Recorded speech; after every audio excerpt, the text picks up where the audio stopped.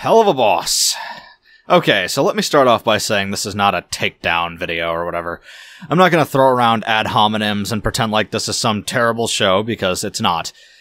This also isn't directed at any particular person. This isn't an attack on Vivzie or some expose of her interesting controversies. Because I don't hate this show, and as a matter of fact, I like every single aspect of this show except for one thing. The animation is absolutely stellar, the voice acting's grade A, the music's amazing, and the character designs are incredible and extremely unique. And when I said that I'm not going to go after Vivzie with this, I meant it, because the directing also isn't the problem. The shot composition, if you can call it that in a cartoon, the color palette, the choreography, the sound design, the voice directing, it's all superb. So you're probably asking yourself, well, what don't you like about it then? Well, it's the only other thing on the list. It's the writing. You see that thing there? That's the problem. With Hell of a Boss's first season coming to an end and the recent announcement that its big brother, Hazbin Hotel, will be released soon, I figured now is as good a time as any to talk about my thoughts on this show and how I think it can be improved going forward. Now, I'll reiterate one more time that even though I'm going to adopt somewhat of a harsh tone in this video, it's not meant to diminish the obviously extraordinary talent and hard work of the team that made it. I have a tremendous amount of respect for what shows like this represent for independent creators, and the fact that it's inspired tons of people to make art of their own is nothing but a total positive. Now, for those of you who don't know, Hell of a Boss is a show created by Vivian Madrano. The series takes place in the same world as Hazbin Hotel and features a cast of demons who run a hit squad that will assassinate people on Earth using a magic book obtained from their lustful patron Stolas. Now, it'll become clear to you after watching about 3 nanoseconds of this show that it's going for an adult audience. This ain't your grandma's cartoon, kids. Oh no. This one is edgy. They use excessive profanity, they kill people, and they make jokes about boobies. That's right. And that's kind of the problem. Not that the show centers on adult themes. I'm no square. I love violent, raunchy cartoons as much as anybody. But Hell of a Boss has a tendency to do it without a lot of tact. Now, not always. There's some really, really funny jokes in this show, and we'll get to that. Believe me, we'll get to the good stuff, because that's the most important section of the video, actually. But first of all, we're going to examine side by side a few examples of this show's humor, mixed in with some examples of similar shows, some of which Vivzie herself has said she was inspired by, to show you what I mean. We'll start with Grim Adventures of Billy and Mandy. Now, this show is absolutely the sort of tone that Hell of a Boss was inspired by. I mean, the show's creator is even in Hell of a Boss, and one of the main characters from Hell of a Boss is voiced by Richard Horvitz, who plays Billy. So I think it's more than fair to say that Hell of a Boss took some notes from Maxwell Adams. But, well, maybe not enough. So let's take a look. This video is the biggest load of hoo-ha I've ever seen. Why do you insist we watch this stupid thing? Am I the only one who understands the complexities of this ambitious cinematic masterpiece? This movie isn't stupid! You're stupid! Oh, Billy, why you gotta be like that? You see, that's how you write an edgy joke. You assume that the Grim Reaper would be a stoic and cold entity without any vulnerability.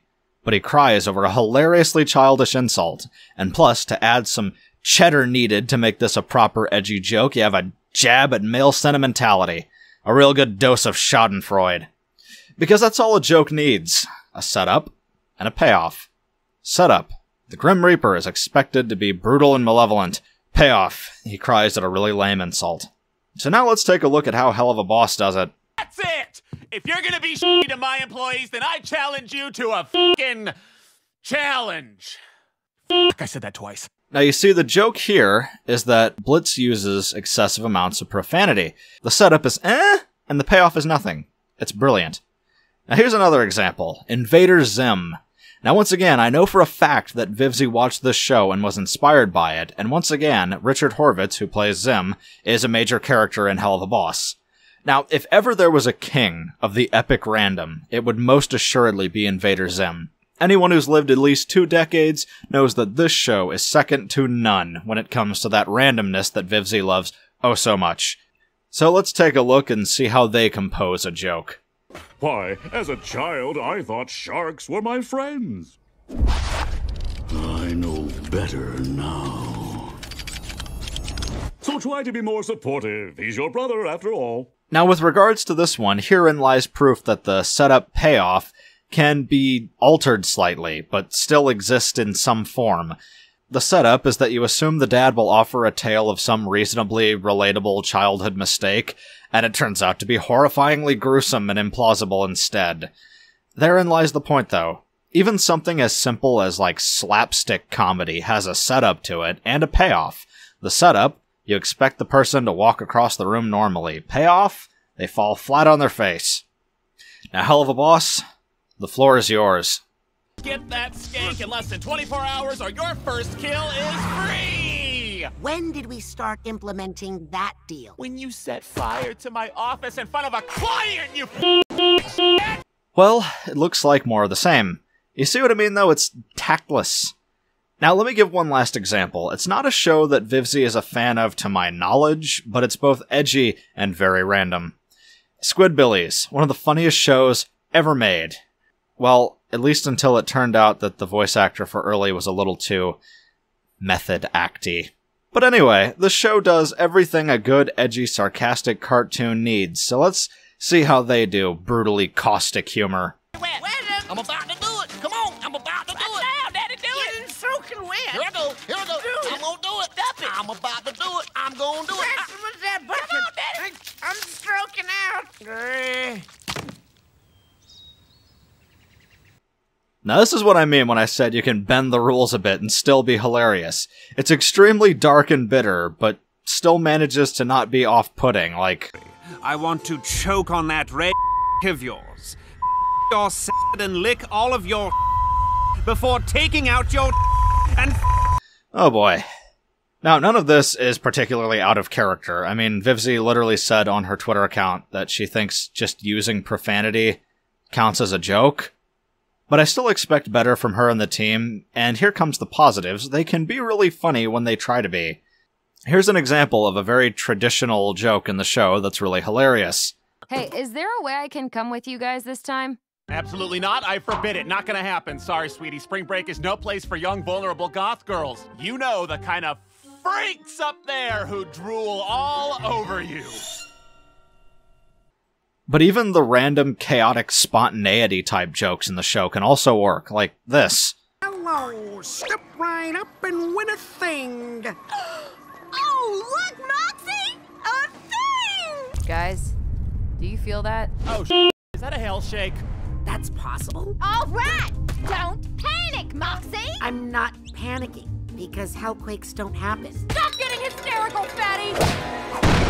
So I know that they can write funny jokes, they just don't do it as often as I'd like. Okay, so now on to the second thing. Yes, that was only the first thing. So I think the best way to showcase this cartoon in a nutshell, both the best and worst of it, is with the character Fizzarolli. We'll start with the positives. The robotic Fizzarolli is the best part of this entire show. Notice I said the robotic one, but we'll get to that. Robotic Fizzarolli is absolutely perfect in many, many ways. One, he has my favorite design of any character in the show, and of course he has what I think is pretty easily the best song in this entire extended universe. Lululand is one of the best villain songs I've ever heard in my life, and is so wonderfully tailored to the character's jester aesthetic and has such an amazing energy to it. Lululand, Lululand, everybody sing along with the Lulu band. Every boy, every girl, every woman, every man loves Lululand. And to boot, I love the effects they put on this character's voice to make him sound like a rusty old animatronic. To be honest, I think this might be the most awesome voice I've ever heard from any cartoon character, and I mean that. This guy sounds amazing. Is that Litso, my sensor spot up air? I guess the kiddies are still running away from you, huh? And in the very first second he appears in the show, his arrival is the herald of the funniest sight gag in the whole series. There's so much cool stuff surrounding this guy. Even the way he moves is super unique and interesting. Plus, this robot has the sickest burns of all time. The O is silent now. Just like your audience always was when you told your lazy jokes here. By the way, this still only counts as one criticism of the show because it all has to do with the writing. Now, I bring this character up for a very specific reason that will become clear very soon, But essentially, this guy tricked me into thinking that the show had the capacity for subtlety in a way that it turns out it didn't. You see, Robotic Fizzarolli is a perfect nemesis for Blitz because he's the exact opposite of him. Both of them came from a background in entertainment, but went off in completely different directions. Blitz is a foul-mouthed, hot-tempered, and extremely kid-unfriendly person. Meanwhile, Robotic Fizzarolli is a calm, laid-back, and even-tempered guy who's also a literal children's entertainer. Stuff like this helps to show different outlooks of rival characters, kinda like how the Joker never stops laughing, meanwhile Batman never laughs. To compound their differences, Blitz uses one word of profanity approximately every 20 seconds that he appears on screen. Meanwhile, Robotic Fizzarolli doesn't use even one word of profanity in the entire episode. Now, I really thought this was going to be a continuous rivalry that would put some interesting contrast in the show, but then he dies, and we never see him ever again. And instead, we get the real Fizzarolli, who is... well, he's just Blitz. Did any of you hear about the bat that happened at Lululand? Oh yeah, wow. I mean, the contrast of their characters is completely gone. He's every bit as lustful, foul-mouthed, and hot-tempered as Blitz, and so the rivalry becomes much less interesting, at least to me anyway. I mean, he goes from a seemingly chaste, asexual entity to an obnoxiously, aggressively sexual character who also sells sex dolls of himself, and it turns out that Robotic Fizzarolli was a sex doll. And this was definitely planned, because there's a hint toward this in the Lululand episode, much to my dismay. Plus, I really think this character is a downgrade in more ways than one. The extremely snappy, cut-to-the-bone insults and witty banter are replaced with this dull, crass cursing, and his stuttering, warped voice is replaced with this much less unique one. Someone's salty. Real or not, though, people love me. Does anybody love you? Okay, keep that guy far away from me. Overall, this was a major point of disappointment, and in my view represents the flaws and strengths of this show in one character. Now, on the topic of writing, and I promise this is the last thing, we have the world building. Okay, so I'm kind of confused about this. I'm pretty sure that they mention in Hazbin Hotel that you need one of these magic spears to kill a demon, but it seems like you can just kill them like you would a human. Like you can shoot them or stab them or beat them and they die. So I don't know what the use is of these magic spears. Also, the representation of the demon hierarchy is extremely confusing. Okay, so you've got Stolas, who's the patron of the main characters, and he's a demon lord who seems to primarily represent lust. Then you have Fizzarolli, who is a servant of Mammon, the demon lord of greed. However, despite this, Fizzarolli is also a demon of lust, not greed, and he seems to also work for Asmodeus, who is the demon lord of lust. All of this despite the fact that there is also a demon lord named Valentino, who is also the demon lord of lust. Well, that's just a little confusing, doesn't it? Also, theoretically, if you could get this book from Stolas, does that mean that you could just escape from hell? Like, the demons can disguise themselves as humans, so if you could escape from hell with this book, does that mean that you would be able to be immortal on Earth forever? And finally, I'm confused about this representation of hell. I mean, it's pretty explicit that this is supposed to be the Christian hell, right? I mean, there's a god who's the king of angels, and then you have the devil, who is literally named Lucifer. But this doesn't seem to in any way reflect hell at all. Like, it's not a place of punishment. Instead, it seems to be a place where you get to do all the evil things that you did when you were alive, but forever. Like, you get to drink and gamble and have sex and do drugs, but, like, there's no torture or anything, so it doesn't seem like a punishment, really. But I get it. I mean, you have to be able to make this into a place where the characters can interact, and I'm sure this will be explained later on. Anyways, that's my thoughts on how this show could be improved, and I want to reiterate that I don't think this is a bad series. Far from it. As a matter of fact, in terms of Vivzi's other work, I'm very excited to see Hazbin Hotel finally reach cable TV. It's one of the things I'm looking forward to the most this year, actually, and you can guarantee a super long video, probably several of them, once it's out.